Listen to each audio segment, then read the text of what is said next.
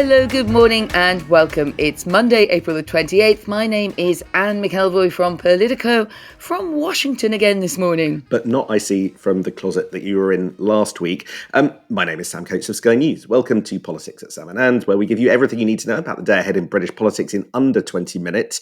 By the way, if you want us just to pop up in your feeds the moment that we're done, which is typically 7:40 to 7:50-ish, then do hit like in wherever you listen to your podcasts, and then up we pop. I think the Spotify one tends to come up first, and then Apple Podcasts a few minutes later. But whatever you use, hit follow, and then you'll get us hot off the mic, if that's the expression.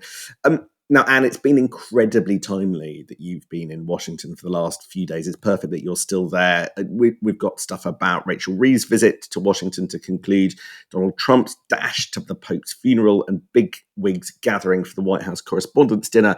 So it's worth dwelling on all of that ahead of Trump's final day of his first 100 days, which is on Tuesday. Just give us a flavour of Washington life at the moment. Well, this weekend's really been a mixture, Sam, of the serious and the frivolous. So I thought I'd start with the frivolous. So here goes. The Social Triple Axel Award I'm handing to Lord Mandelson, Peter Mandelson, our ambassador, who hosted 3 parties, all of which went with a swing in 4 days at his residence, and his dog Jock staying well out of the way, probably absolutely traumatised. Peter also appearing in about 12 other do's that I noticed about around the weekend, of course, also the Politico Bash. Now, here's something that's going to intrigue you, Sam. The Surprise Tory Visitor Award goes to Alex Burkott, the Shadow Minister for the Cabinet Office in Northern Ireland, perhaps more importantly, one of Kemi's biggest and earliest backers. He is now also apparently shadow for Washington parties, keeping the special relationship alive there. I saw him about. It's going to be quite a crash for Alex, and also for me, coming back to earth and into local election week.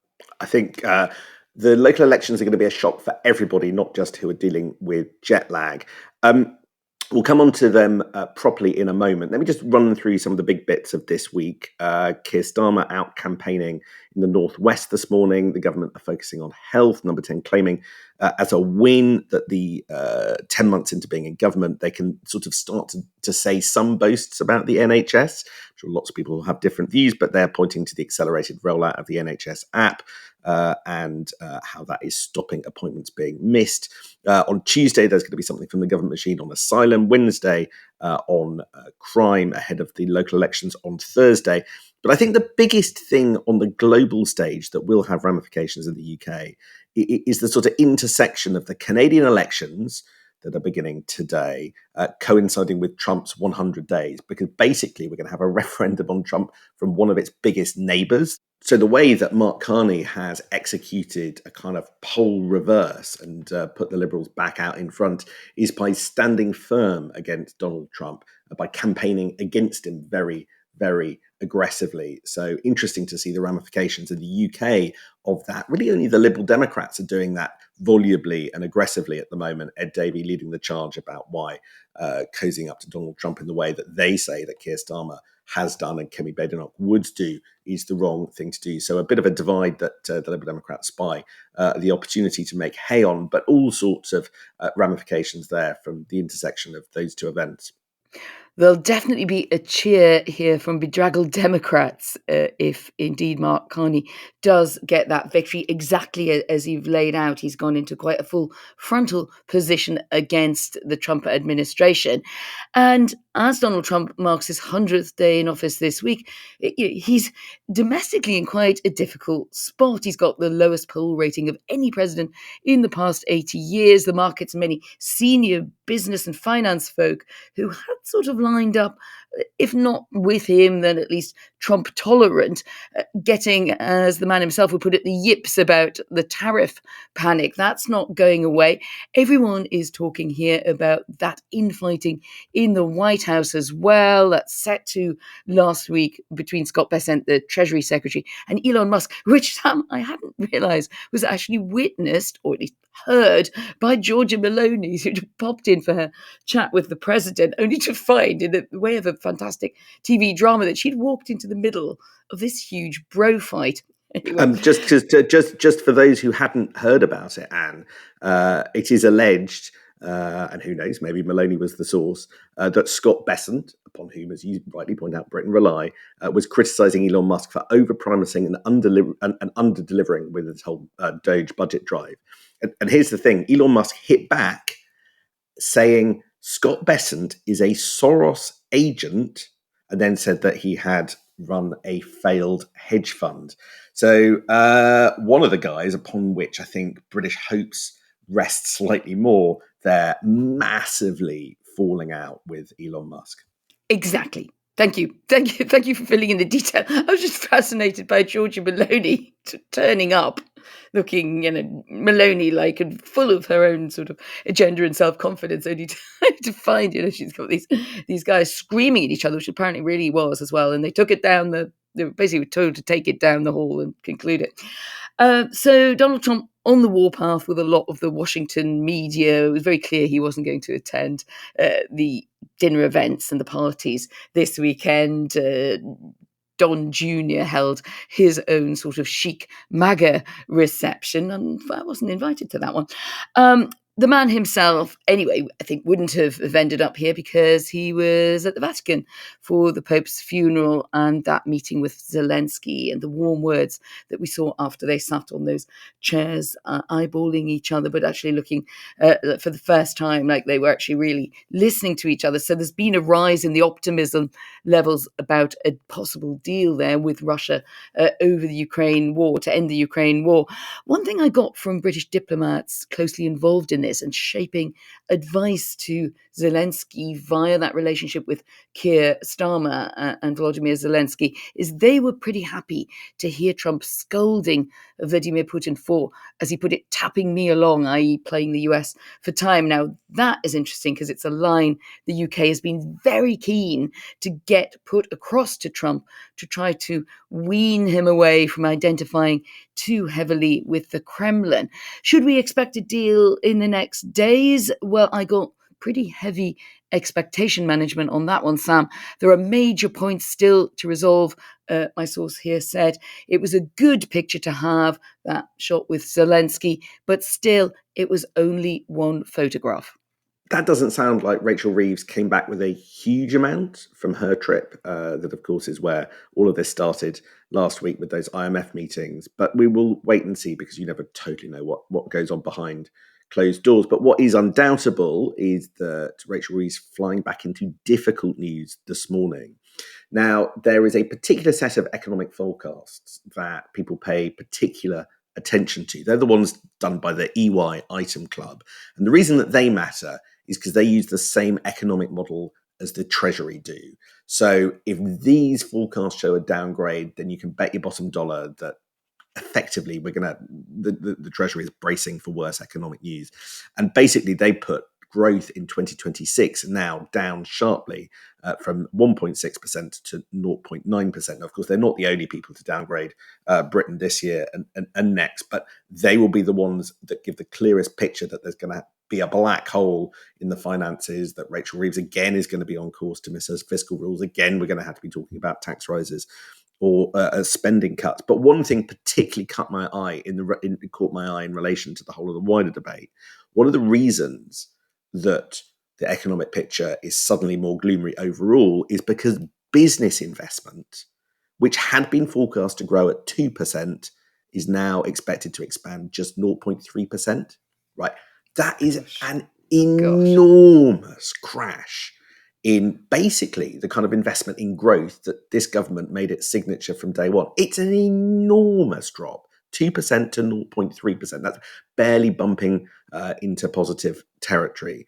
And I think that means that things aren't going to turn around anytime soon as well. That's why that figure is really, really important. So we will see. After the local elections, I think there's going to be a big effort to kind of pick this government off the ground. But I think that there you're going to have two big things tugging on the government in opposite directions. There is going to be a desire for, pumping up growth however possible, the deals perhaps with the US, certainly with the EU, maybe even, as the German ambassador to the UK says this morning, a whole renegotiation of the Brexit deal after that May 19th summit. But a lot of the deals that we do with the EU or with India are going to be about increasing migration. But I predict that on Thursday, the success of reform is going to mean that there's a separate conversation about whether migration is too high. And there is going to be a white paper from this government coming out weeks after the election with all sorts of ways of trying to clamp down on migration. But the bottom line is, Anne, that one part of the government is looking to do deals that expand migration, perhaps the Indian trade deal, and other bits of this government, particularly the Home Office and Yvette Cooper, are going to be doing everything they can to try and get the numbers down. We've got net migration numbers coming in May. That's going to be potentially a really difficult number if there isn't if there isn't a drop in the numbers for Keir Starmer. And I think that Yvette Cooper versus Rachel Reeves, which I already think is a bit of a thing, if I'm being honest, Home Office versus Treasury, traditional tension. I don't think that. I think we can call that one there being a bit of a thing. I don't think that's going to get any easier, and I think their instincts and their briefs will demand that they pull in opposite directions. And the picture of the local elections is going to make that tension worse. Growth versus migration, the two will be pitted against each other. I think that's absolutely right. And I've started harping on about this, I realise, but partly because I spent quite a lot of time in Germany, and I see that absolute focus that the German government has on the youth mobility scheme. It's an EU-wide idea, but the Germans are particularly pushing it, Sam. And I think it's still very difficult because Yvette Cooper there, as you say, it is her day job to keep that focus on immigration and the government messaging on immigration. And I think there's been quite a lot to and fro with Rachel Reeves. I'm not sure if it was sort of hostile, but I think it is quite kind of substantive on if there was to be or were to be subjunctive a pursuit of this youth mobility scheme, which a lot of people around Labour would love to see happen to reconnect us to the European continent. It gave a big signal there that the terms of it would have to be very clear, that it wasn't really just a way of splashing out on immigration just for young people. I mean, how would you message that? If you're in favour of it, you still think it's the best, nicest idea to reconnect us and have that to and fro. But actually to get that done without it looking like it was adding to the immigration figures, whether it sort of technically was or wasn't, I think is still a sticking point. And I think you're absolutely right that is a bit of a conversation, let's say, between Reeves and Yvette Cooper. There is a feeling in this government up until this point that the Treasury have been all powerful. That their writ has run, whether it was in the mini spending review and the budget last year, all the way through to the budget this year, that what Rachel Reeves said has gone. I think that Yvette Cooper is empowered actually to take on the Treasury. I think Morgan McSweeney, the Prime Minister's Chief of Staff, absolutely knows the central nature of the migration debate and how critical it is to winning the next election, taking on reform. And I think that means that in a world where basically the Treasury won almost every fight, actually Yvette Cooper knows that she has special permission to go further on this. I'm not saying that there's some mega personal row here, but institutionally, the bluntness that I pick up, that I hear people talk about what the Treasury is trying to achieve or what government is considering, and the bluntness of the Home Office pushback to that is absolute and is done in tones that I don't hear on any other subject when addressing Her Majesty's Treasury. One to watch, that one. I thought we should talk on the podcast about Kemi Badenoch's outlook in the local elections this week as well, and that sense of impending challenge if he doesn't go, and the predictions are looking this way, not looking like a glad, confident morning on Friday for the official opposition, the Conservatives, still waiting to get that bounce back or get that hearing back that they need to really get into business as an opposition. And you, Sam, of course, led the pack there with your Robert Jenrick leaked audio last week on comments and his tone and slight sense of difference with the Tory leadership on how to combat reform. So, of course, I could not resist citing this to Alex Burkhardt when I bumped into him over here in DC, one of Kemi's earliest backers, on what her longevity chances are. I have to say, he's still on full radio Badenoch wavelength, absolutely secure in the saddle. He said she was very relaxed about those generic comments. He pointed out that critics of her work rate underestimate how much time she's been putting into trying to sort out the party infrastructure, that notoriously dysfunctional central office, and the funding crisis. And that was the bedrock of a revival for the Conservatives. Now, I have to say, last time I looked, I didn't want to be a party pooper, but last time I looked, the mega donors seemed to keep defecting to Farage. What do you reckon?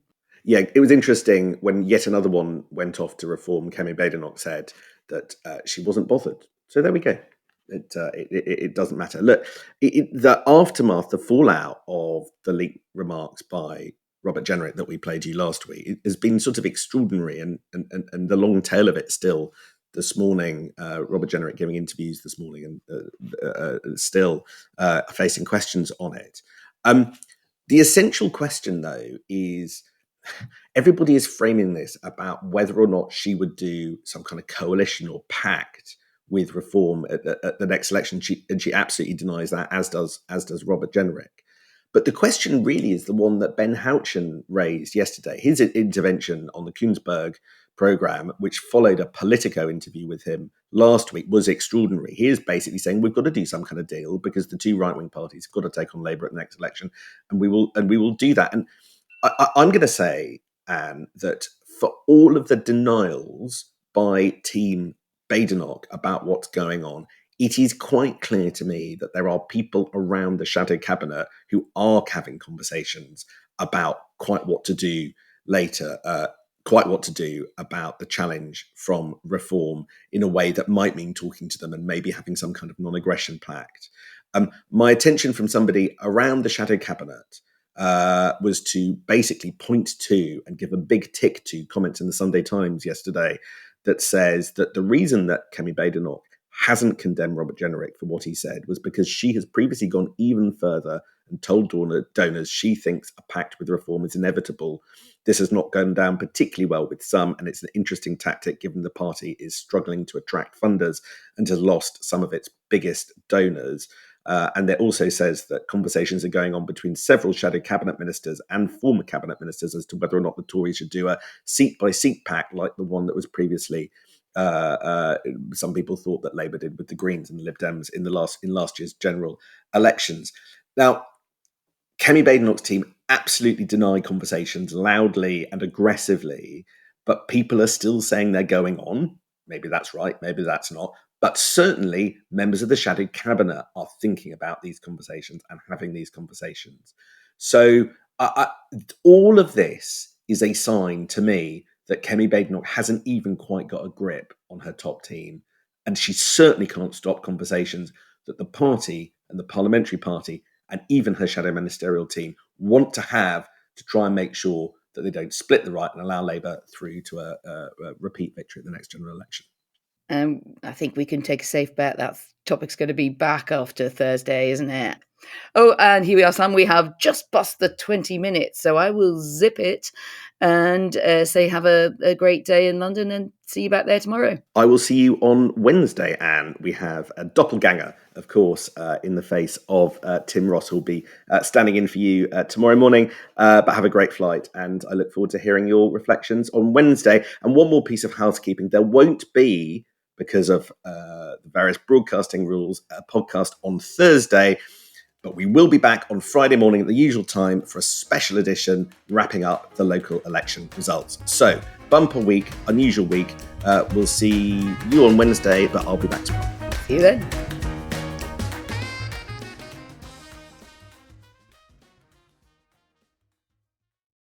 You asked and we listened. The first 100 days of Trump 2.0 is almost over, but we're not done yet.